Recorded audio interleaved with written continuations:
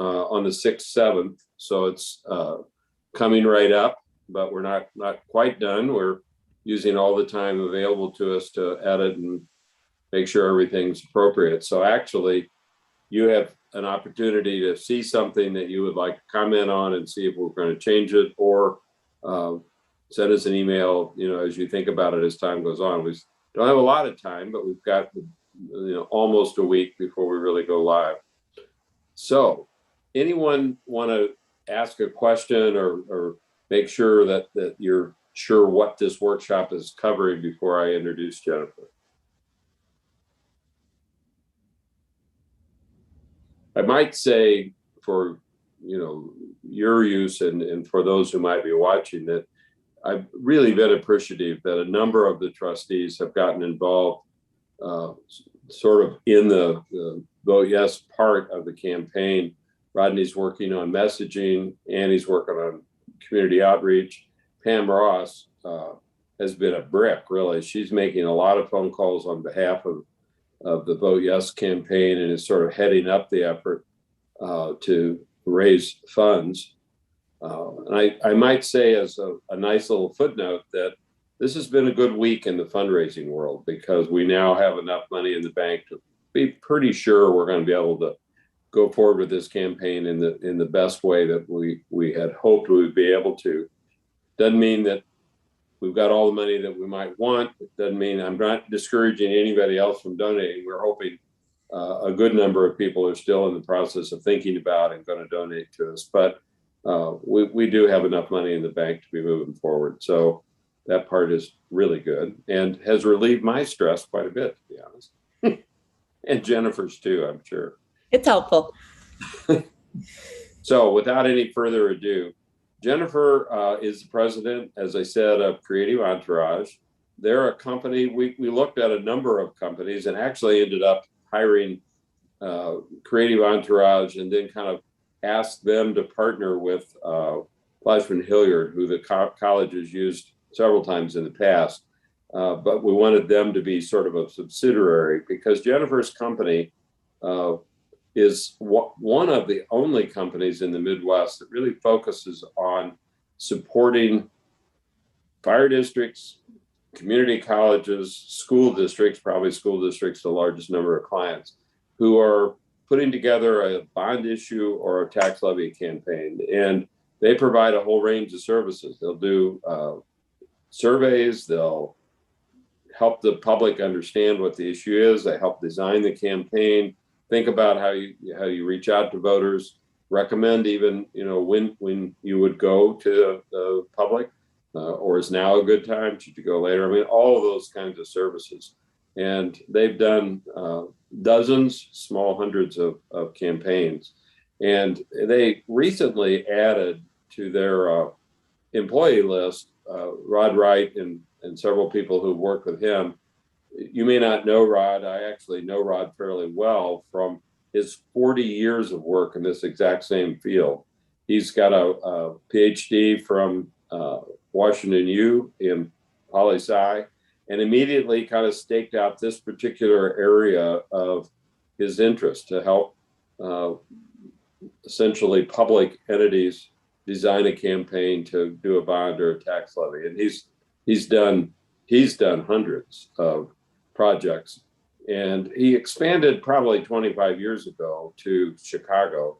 So I've worked with him in St. Louis. I worked for a while in Clayton, and he's worked with the Clayton School District for more than 30 years. So I got to know him there. But he's also worked in Chicago and lots of campaigns up there. So really kind of added to the depth of the bench, and I think made us feel really comfortable with Jennifer's company. It is a woman-owned company, Jennifer and her partner Elizabeth, and they do good work. So Jennifer, I'll stop talking and let you talk a little bit about the strategy of the campaign.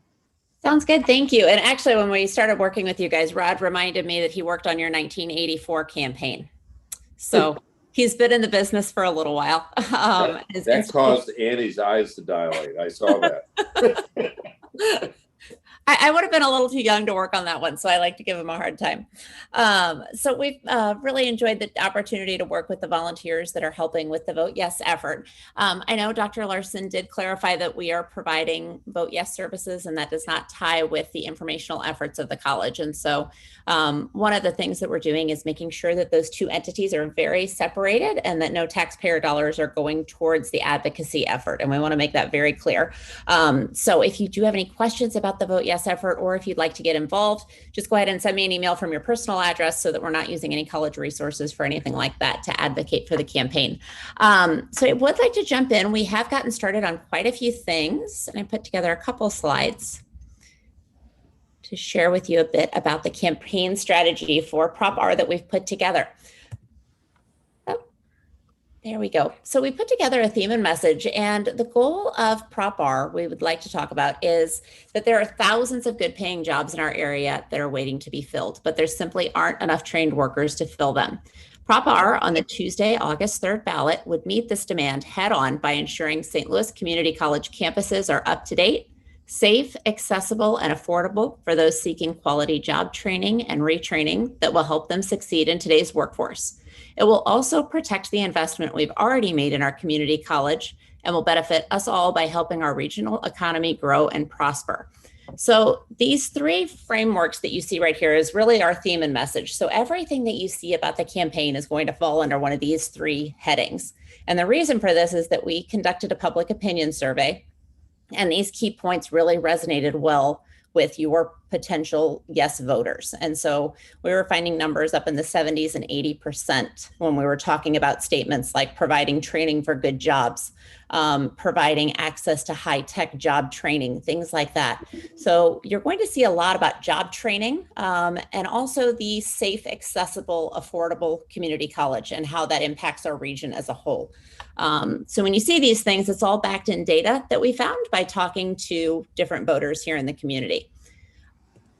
A little bit of the strategy about what we're doing. This won't look like a lot of those typical November election campaigns that we all saw the last presidential cycle, where there were yard signs everywhere and lots of direct mail going out, and you were seeing messages pushed and pushed and pushed with those campaigns. The effort when we're doing a November election campaign looks very different than when we're doing a special election campaign like what we're looking at in August. When we look at a November campaign, there's lots of people coming out to the polls, and they're already coming out to the polls. So our job during those campaigns is to make sure that people know about our issue and know that they would like to support that issue. We have another layer of what we need to do for this one, and that's actually drive people to get out to the polls and vote. And so what we like to do is look at your entire voter list. So there's around 922,000 voters within the St. Louis Community College District. And what we want to do is make sure that we target those voters that we think are going to turn out and that we think are going to turn out to support us based on demographics, voter history, and some other data that we look at to try to model who's going to turn out and vote and who's going to turn out and support the college. So when we start doing the math, we're estimating with a 20% turnout, which by the way is going to be extremely high. I think we're going to be lucky to see about 10 to 11%. But what we never want to do is come back on August 4th or the day after the election and say, boy, I wish we would have targeted another 10,000 voters. So we always start that bucket a little bit big so that we make sure we have enough people in the pot to come out to the polls on August 3rd.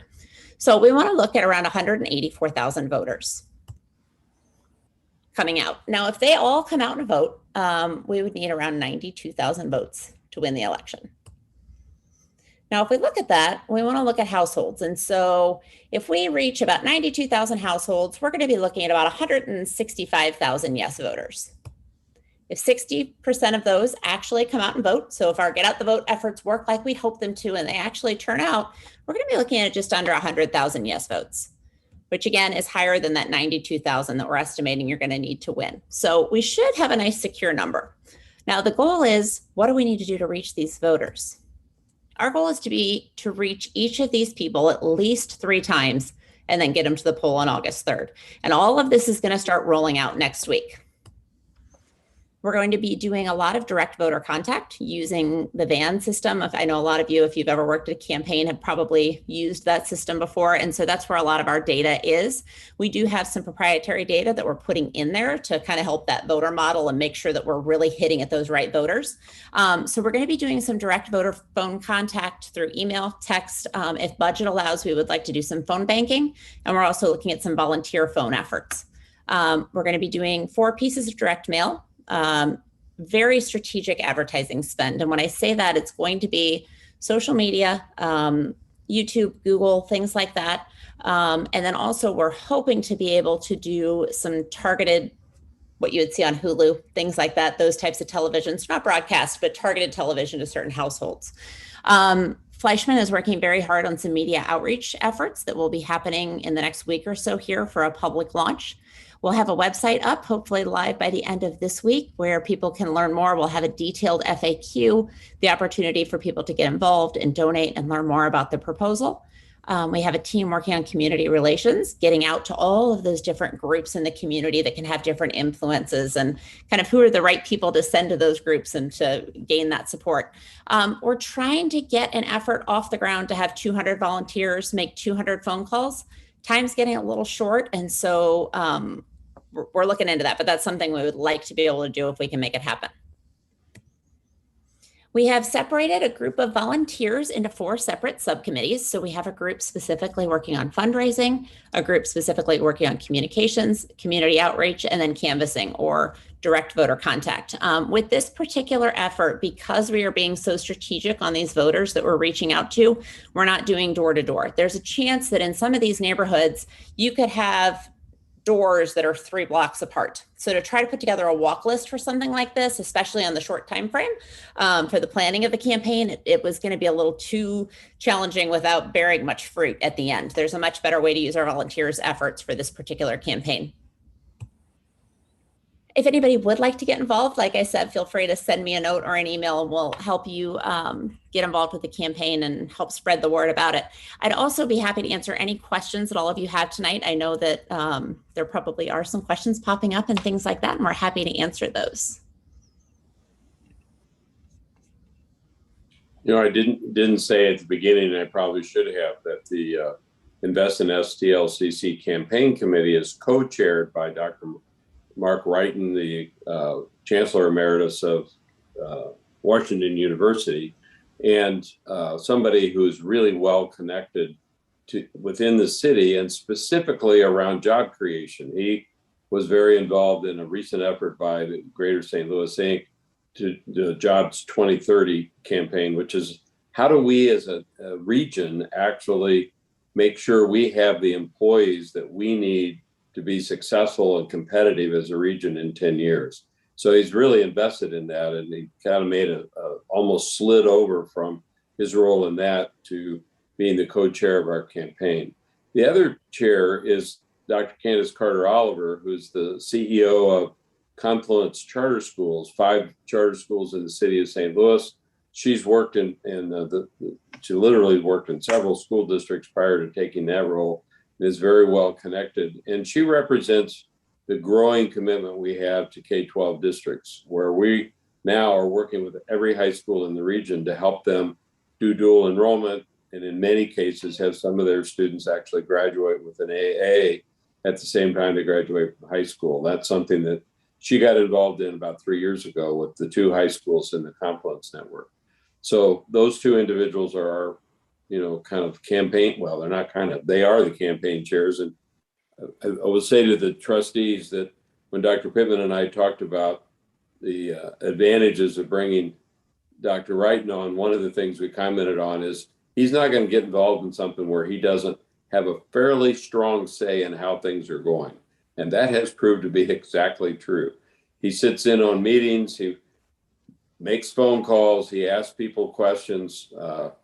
He's a brilliant guy, and he's really been more than a little bit helpful. He's been extremely helpful, maybe particularly in fundraising, but I would say beyond that. So Dr. Pittman, do you want to introduce Jen Reed, and we'll talk a little bit about the campaign from the point of view of information out from the college.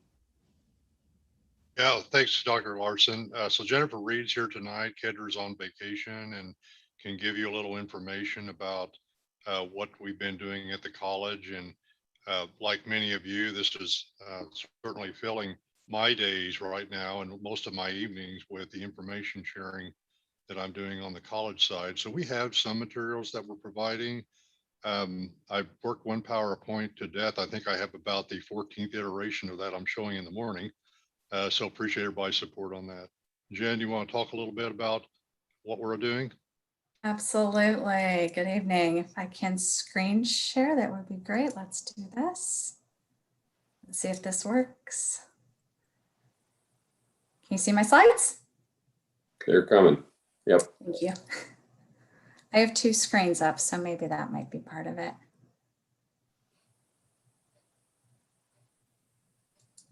We can see it if you can't. Just change your display setting. If you just switch them back and forth, they'll work.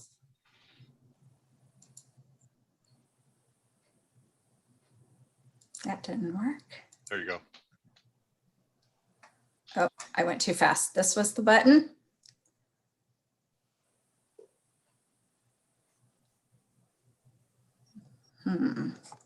Let me unplug my secondary screen. That may not be helpful. Let's do this.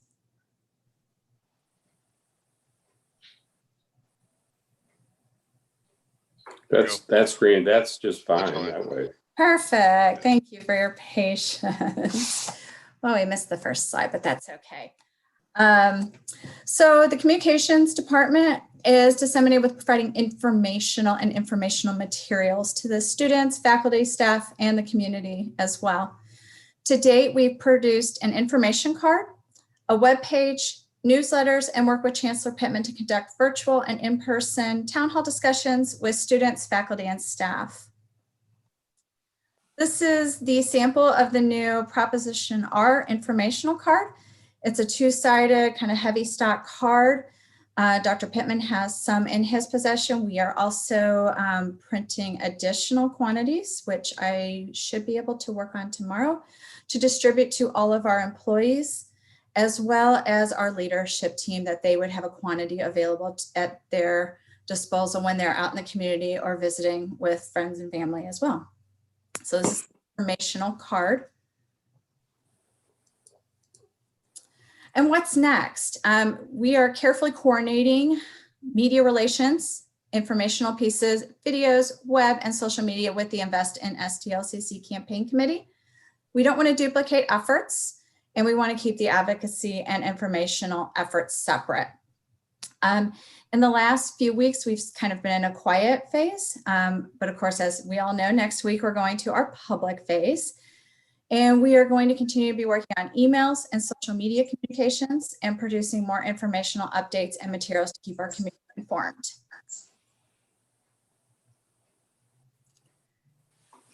And that is what we are working on. Jennifer, we may have done a little bit of a spoiler today. I know we sent out my quarterly newsletter that had the Prop R information in there, which we also sent to all the employees yesterday. So word's starting to get out there. Absolutely. Multiple touches. We'll take it any way we can talk to them about the information about Prop R. So I think with that overview, we probably are ready to take questions and make sure that the board understands what it is you want to understand and feel comfortable with your own ability to talk about the campaign, talk about Prop R, talk about the advantages of it, because you as trustees can vote and can advocate for a vote yes. As I said, a little awkward here, but I think we can discuss essentially anything you want to ask.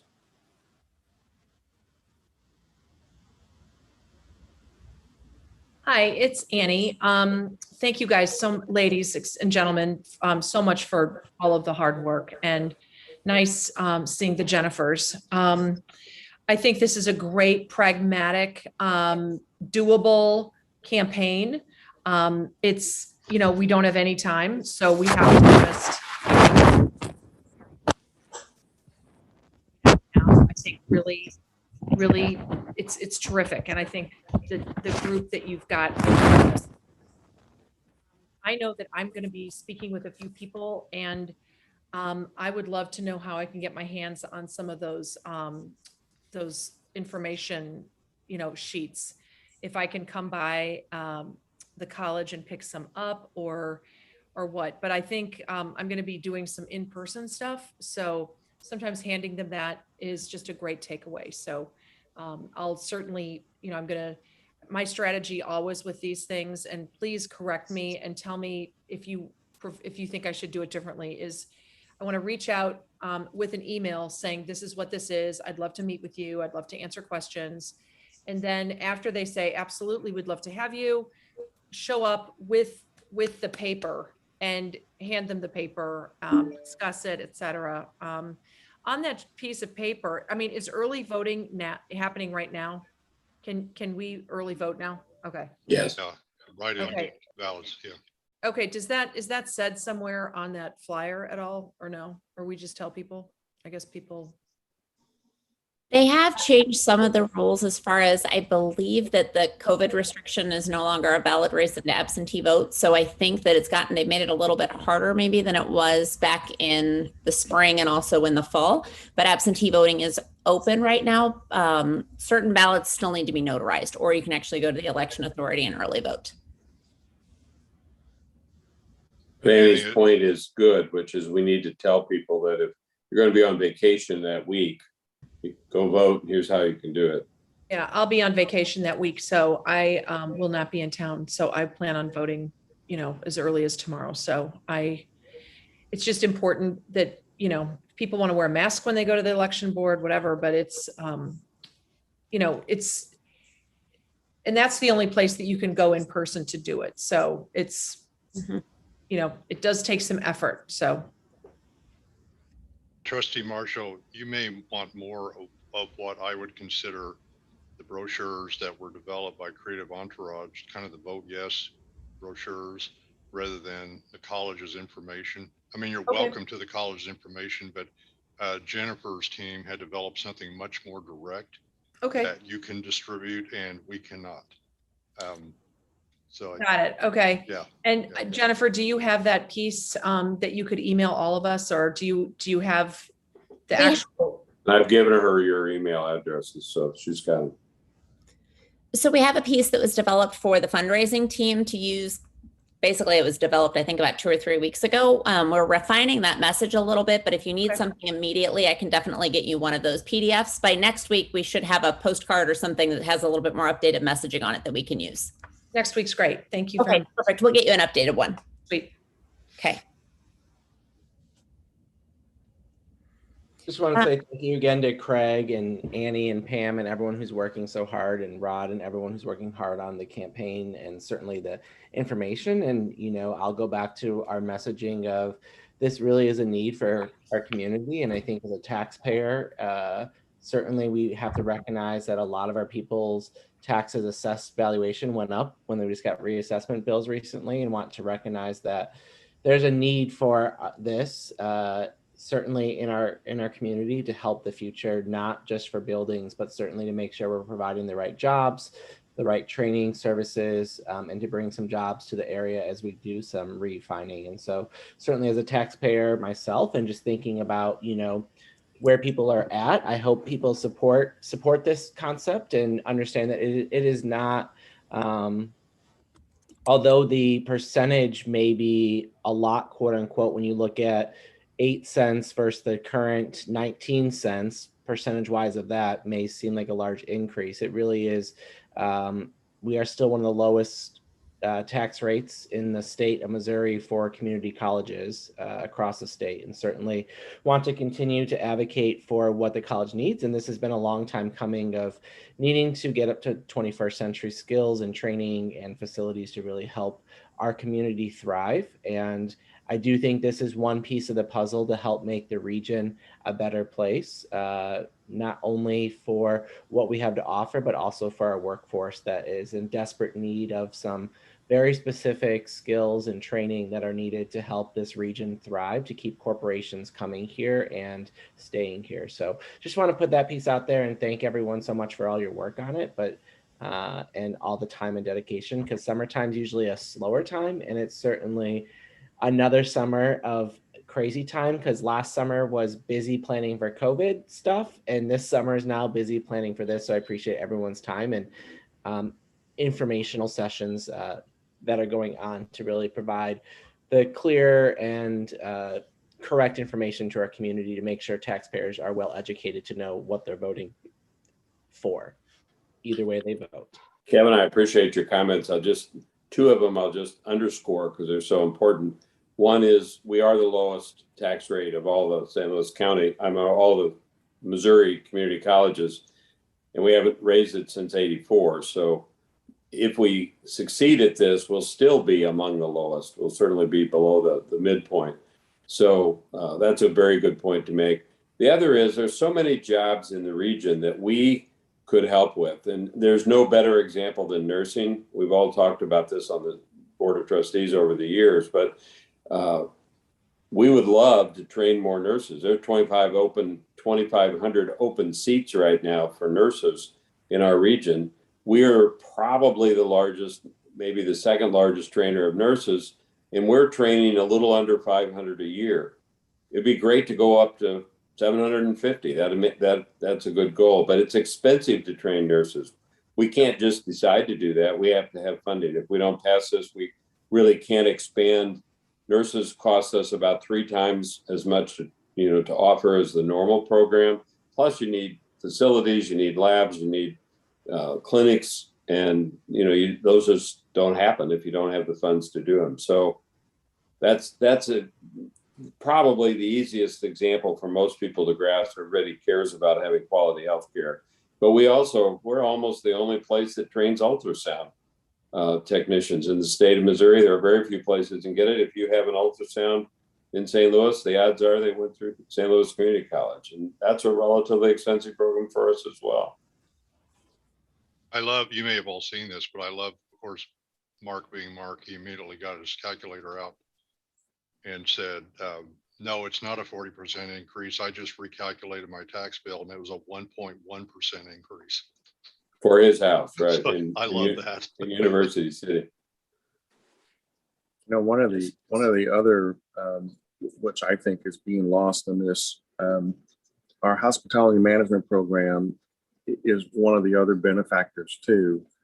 And if you think about coming out of the pandemic, there are a number of restaurants that just simply don't have the talent and they cannot operate. My son happens to be a general manager of a restaurant in town and talks about the fact that he can't find qualified candidates. So if we think about, that's one program that we simply can supply talented folks to go into. And right now the restaurant industry is hurting. They can't even find people to come in and do some of the basic work that they need. So there's another industry that, not one of the big ones, but certainly if you're going out to dinner and you're wondering why it takes 2 hours to get your meal, there you go. Yeah, we'll also see an uptick in horticulture. Yeah. I don't know if you've thought about that with some of the newer products coming on the market. We're one of the only places that train horticulture specialists in the region. Any other questions or comments by board members? We don't need to beat this to death, but we wanted to make sure you had a good understanding of the campaign and kind of had a chance to ask questions before we get launched next week. I've seen the materials, Craig, and both Jennifer's, and it looks great. I'm really comfortable with going out and talking with other folks in the community now. So thank you all for the hard work. We're ready to go. Doris isn't here, but she was on my morning meeting. She's helping us with community outreach, and I'll make sure that she has her materials too. Yeah, Doris, I'm just going to say glowing things about Doris right now. Doris is working with the churches and started listing off names like this litany of churches that she has relationships with, and she's really getting the word out that way. So a huge debt of gratitude to Doris and all of her outreach, which She has a huge network. I was just like blown away. I just was awesome. So that was great. That's great. So next week, so next week, are we talking like the end of next week? Is that what you're saying as far as the 6th? I guess, yeah, I guess that's the end. I think the intent is to, Jennifer, you can correct me because we just talked about this in the communications meeting today, actually, but the intent is to send out a press release, but embargo it on the 6th. Okay. And thinking that the extended weekend might, if we launch on the 6th, we might miss some of our targets. And then on the 7th, really have a press release. So that'll be the literal opening of the campaign, and organizing multiple opportunities to talk to the media about this. Dr. Pittman has been a terrific spokesperson for the whole Prop R. I mean, he can't say vote yes, but what he can do is explain why this is going to be so helpful to the community. He's got great relationships with a lot of the companies and some of the larger employers. I mean, largest employer in the region is BJC, fairly amazing corporation, and he's good friends with the CEO. So that's been helpful. And Boeing and Express Scripts, Cigna. I mean, all of those folks he's got connections with. So that's because we train their employees. I mean, these connections are based around, they're reaching out to us to say, we need a program that provides us this kind of employee as they come out of a certificate program or as they come out of an AA degree. And we've been doing that maybe for a long time, but I'd say it's a specialty of Dr. Pittman to really align us with those employers and make sure that when you come to community college, there's a job at the end of that process. I look forward to your leave behinds and your collateral information. I've been going to a multiplicity of places that perhaps we don't always outreach to, particularly disability organizations and connections within Paraquat, connections within the larger disability community. Right now, I've been speaking with all the contacts I have from the multiplicity of years of VP Fair working. The theater community has been outreached. Certainly I've spoken to a lot. I've been doing a lot of volunteer work with indigent people and housing. And I'm pretty involved with being sure that people have been displaced, have housing, and that's been an enormous challenge, both financially and in the amount of time. But when you go to those events and when you go to those places where you're helping people, you interact with the corporate people who have sent their company people to come there and work with those organizations also. Certainly working with the Urban League and working with a multiplicity of organizations attached to the Catholic Church, but I haven't been able to give them materials. So I'm looking forward to that. Great.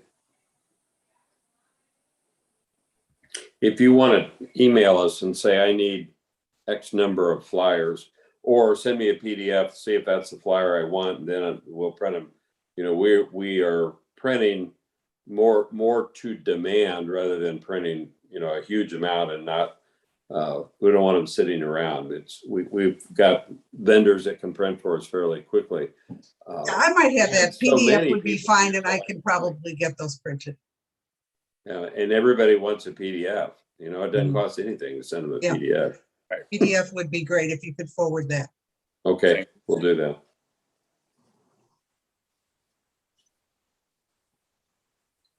Madam Chair, I return the meeting to you. Well, thank you. This has been great. I'm super excited, and really thank you so much for the things that you sent earlier about like how will the tax levy appear on the ballot, all these questions, when is the election, blah, blah, blah. These are really good. These are good questions that we're all going to need familiarize ourselves with. And I really appreciate it. This is really good stuff. So We will have a website live next week. It's almost live now, and it'll have frequently asked questions. Have a chance for people to donate, have a chance for them to ask questions that they don't find in frequently asked questions. And the college website will also have materials so people, can learn about this just by clicking on our website. yeah, that's great. That's super. That'll be awesome. So you'll send everybody on this, you'll send the PDFs and all that other good stuff too, the informational pieces. Okay, cool. I think Jennifer's goal is by the end of this weekend to have all of that material in PDF form so it can be sent out. I actually just texted Elizabeth, who is my business partner that handles all the creative side of things. We have the first direct mail piece ready to go. And I just asked her to go ahead and repurpose that into an 8.5 by 11 to get to you guys, hopefully Right. within a day or two here. So Very cool. Awesome. Great. Thank you so much. All right. Anybody have anything else? I No? move we adjourn. Martin, motion by Martin, Second. second by G. There being no further business, or I guess all in favor? Aye. Aye. Aye. All righty. There being no further business, this work session is adjourned. Thank Have you a so great much. Thanks trip. for holding this, Everyone, Annie. thank Appreciate you. it. Have a good one. Thank you Be safe. guys. Happy Have fun, 4th of Kevin. July. Travel safe, Fourth. Kevin. All right. Be safe.